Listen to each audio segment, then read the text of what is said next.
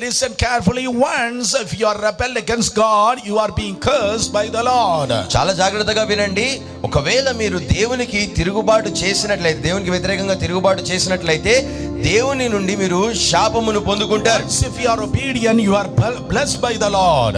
అయితే మీరు విధేయులైతే దేవుడు మిమ్మల్ని ఆశీర్వదిస్తాడు. And once the heavens opened, my brothers, all the thing on the earth, it has to be opened. అయితే నా ప్రియ సోదరి సోదరులారా, మన కొరకు ఎప్పుడైతే ఒక్కసారి పరలోకము తెరవబడుతుందో దాని తర్వాత ఈ లోకంలో ఉన్నటువంటి ప్రతి ద్వారము, ప్రతి ఒక్కటి కూడా మన కొరకు తెరవబడి తీరాల్సిందే.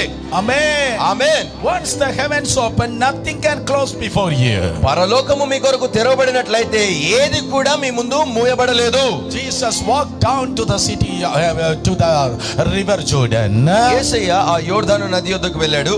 And he dipped himself for the water baptism under the supervision of John the Baptist.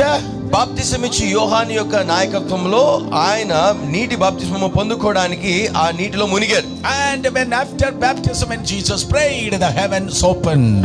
బాప్తిస్మము పొందుకొని నీటిలో నుండి బయటికి వచ్చి యేసయ్య ప్రార్థించినప్పుడు పరలోకము తెరవబడింది. Oh, the heavens opened. పరలోకము తెరవబడింది. Listen carefully. చాలా జాగ్రత్తగా వినండి. Concern about Jesus. యేసయ్య విషయానికి వస్తే everything was opened. ఆయనకు సంబంధించి సమస్తము కూడా తెరవబడింది. Because he is the way maker. ఎందుకంటే ఆయనే మార్గములను సృష్టించువాడు. Hey, who is your way maker? మీ మార్గములను సృజించువాడు ఎవరు? Not MLA or MB or మంత్రి or తండ్రి.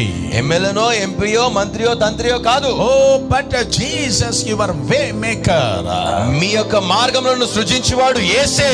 Jesus is your way maker. యేసే మీ యొక్క మార్గములను సృజించువాడు.